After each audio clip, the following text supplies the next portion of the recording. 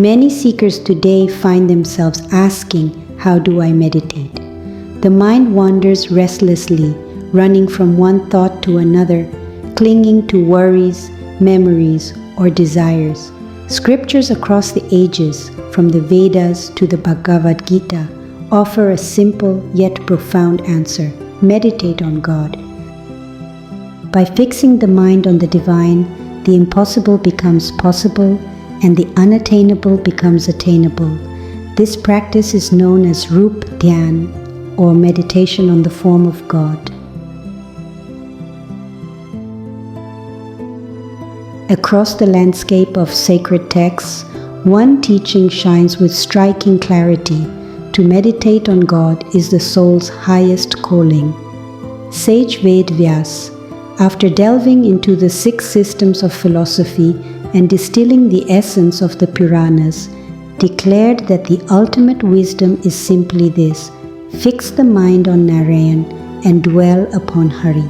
Even Brahma, after churning the ocean of the Vedas again and again, arrived at the same realization: no practice equals meditation on the divine. The Ramayana echoes this truth, reminding us that remembrance of God is not a side path, but the lifeblood of devotion itself. Seen together, these voices form a chorus across time, affirming that Rūpa-Dhyāna is not just one among many practices, it is the very heartbeat of spiritual life. Just as the body cannot survive without breath, devotion cannot endure without meditation.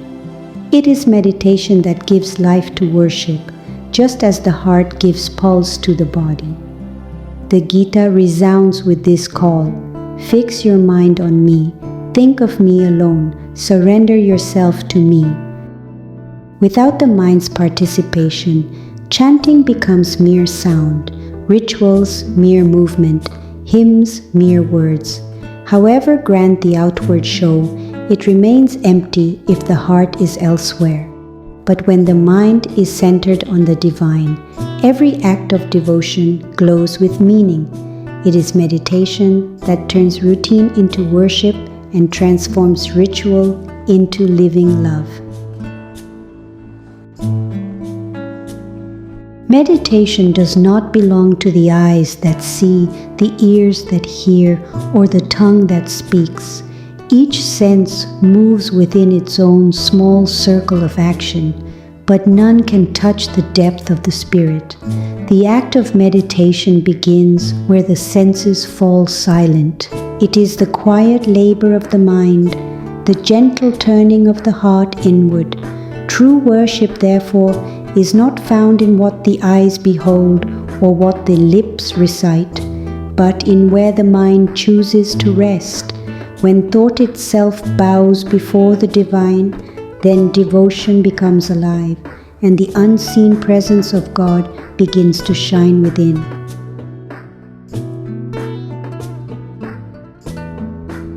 Here lies the true paradox of devotion. How can the finite comprehend the infinite? The divine cannot be captured by the senses, nor held within the narrow corridors of thought. Even the intellect, proud of its subtlety, falters before the boundless. Consider this: our mind, though intimate with worldly forms, cannot recall them in perfect detail. Try as we may, who can summon before the inner eye the precise curve of a father's ear, or the delicate contour of a mother's smile? If such fleeting, tangible forms escape our grasp, how can the mind conceive the perfection of the eternal? Left to our own devices, it is beyond reach. The infinite reveals itself not through effort, but through grace, when the heart becomes still, when longing ripens into surrender, and the veil of limitation gently lifts.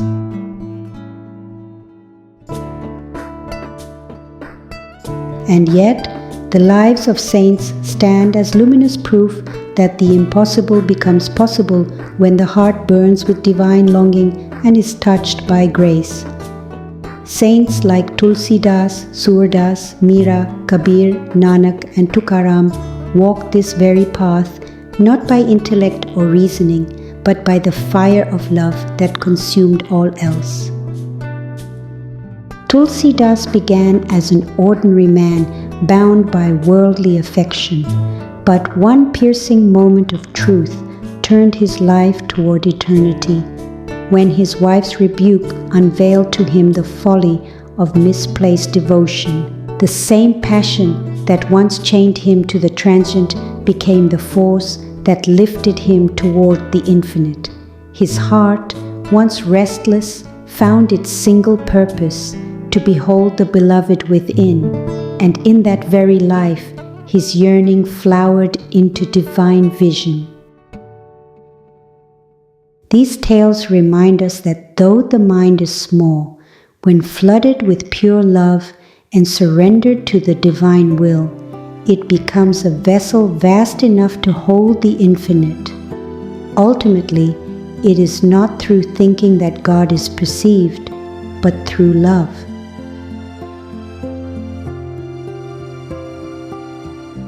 Out of boundless compassion, the divine makes a tender assurance to every seeker, however you behold me in your heart, I shall come to you in that very form. Such is the generosity of God's love that He bends Himself to the shape of our devotion. We need not tremble before the thought of imperfection, for no human mind can paint the infinite without error, whether we envision Him with 2 arms or 4, as a playful child or a sovereign Lord, radiant or dark as the monsoon cloud, all are accepted, all are blessed. What calls God forth is not the precision of our imagination, but the purity of our love. The divine does not measure the angles of our vision. He listens to the pulse of the heart that beats for Him. To love Him sincerely is to see Him truly, for where love abides, there the Lord willingly reveals Himself.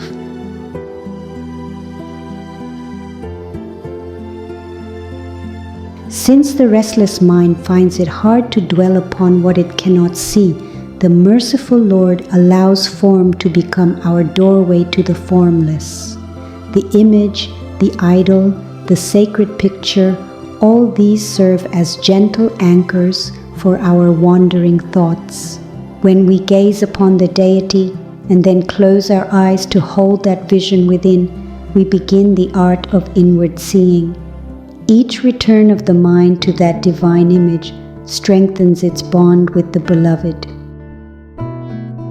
Thus, what begins as external worship ripens, in time, into silent meditation.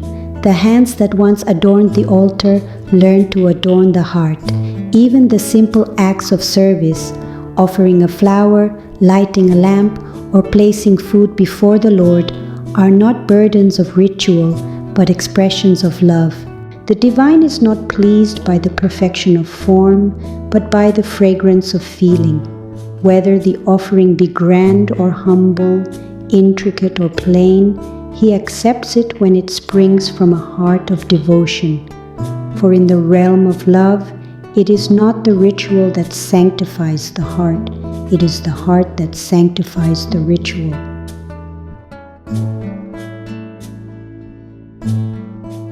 To think of God is not merely to concentrate, it is to cleanse. When the mind turns again and again toward the divine, the heart begins to shine with an inner light.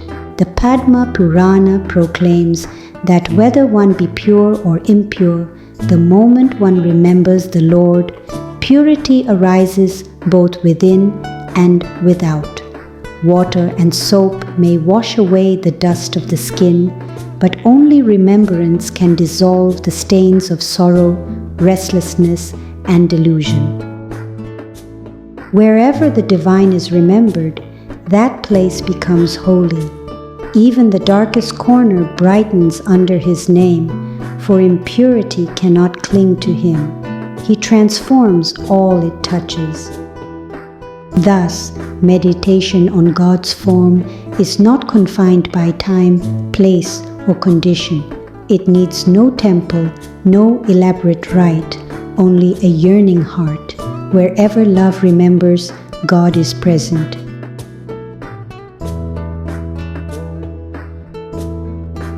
Among all spiritual disciplines, Rūpa-Dhyāna, meditation upon the divine form, stands as both the gentlest and the loftiest path.